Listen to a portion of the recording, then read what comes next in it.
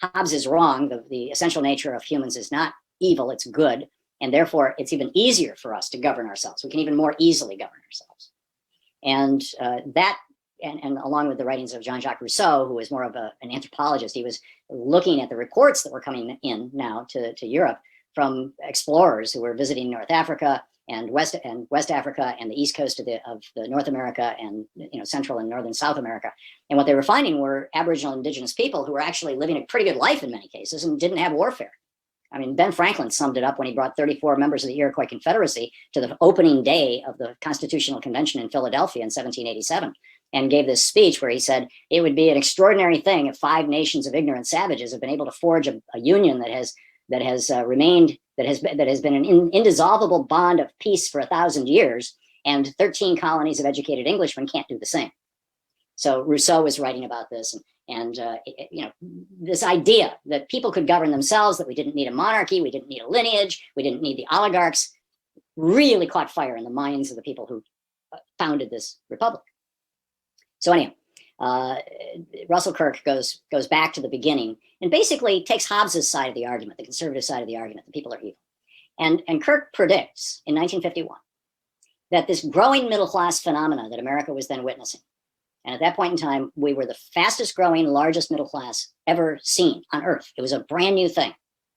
He said, if this continues, if average people, being unreliable as they are, being greedy as they are, being pickpockets and thieves and shoplifters given a chance as they are, if average people continue to get wealthier and wealthier and wealthier, and keep in mind, in 1951, the top 5% were getting rich more slowly than the bottom 90%. The bottom 90% were growing both in wealth and in income faster than the top 5%.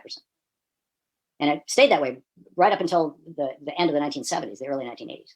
So anyhow, Kirk says, if that happens, it's going to be the end of American society. Now, he really believed this, and these conservatives really believed this. And so you could argue that this is, the tragedy of good intentions. The road to hell is paved with good intentions. But Kirk said that basically, if the middle class got wealthy enough, what you would see is that young people would stop respecting their elders, that women would no longer know their place, that racial minorities would start demanding equality with white people, that and basically that all hell would break loose as a consequence of this, and that working people would no longer respect their bosses, their betters. And when he published the book, it had a following among the intelligentsia. This was the book that really awakened Barry Goldwater and William F. Buckley Jr. I remember as a kid in the 1950s, late 1950s, early 1960s, sitting with my dad and watching William F. Buckley on TV, talk about this stuff. But nobody really took it seriously in the United States. I mean, it was talked about academically until around 1963. In 1961, the birth control pill was legalized. By 1963, the birth control pill was in widespread use, and it kicked off the women's movement. Women could now control their reproduction, their potential for reproduction, and started demanding an equal place in the marketplace, in the job market. By 1965, you had the beginnings of the psychedelic movement, and young people starting to, by 1966 and 67, certainly pushing back against the war in Vietnam, saying, hell no, I won't go. You had a civil rights movement led by the Reverend Dr. Martin Luther King and others that was big and visible and scary to a lot of these white conservatives. And by 1967, 68, 69, you had cities that were on fire as a result of this. You had women, quote, burning bras. You had young people burning draft cards. You had union workers going on strike in record numbers. And at that point, the conservatives in the Republican Party, and some of them in the Democratic Party, looked back at Russell Kirk's writing and said, my God, he's right. We've got to strip back the wealth of this middle class, or this country is going to become a hellhole.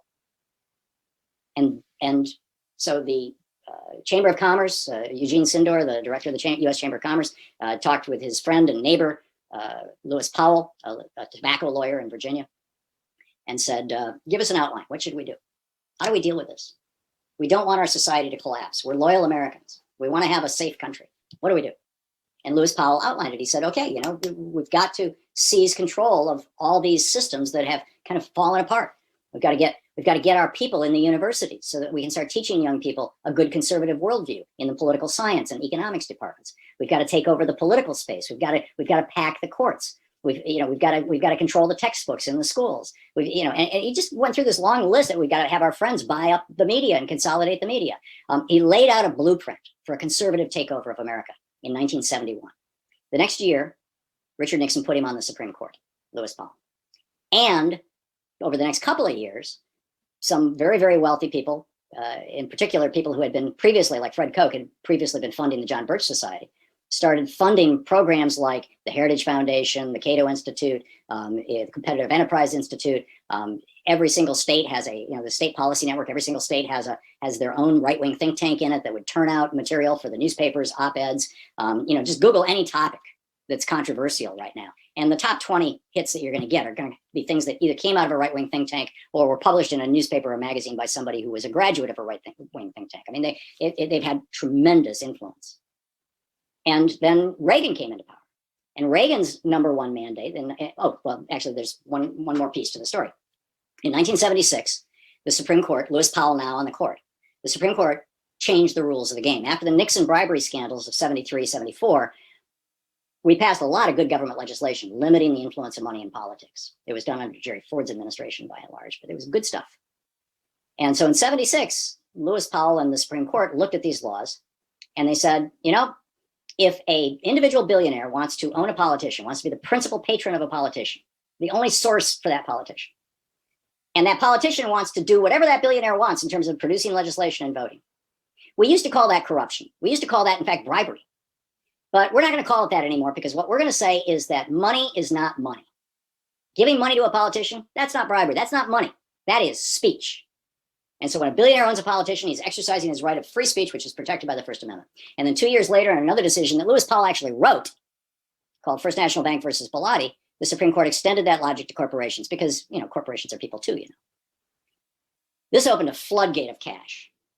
Now, the Democratic Party really didn't have much interest in all this corporate and billionaire cash that was flooding into the political system because they were really well funded by the unions. Keep in mind, at that point in time, a third of Americans had a good union job and they were paying union dues. And so working people were funding the Democratic Party through their unions. The unions were so awash in cash that a few corrupt union leaders, Frank Fitzsimmons, Jimmy Hoffa, were able to skim money off the top. In fact, Jimmy Hoffa skimmed $1 million off the top and used it to bribe Richard Nixon.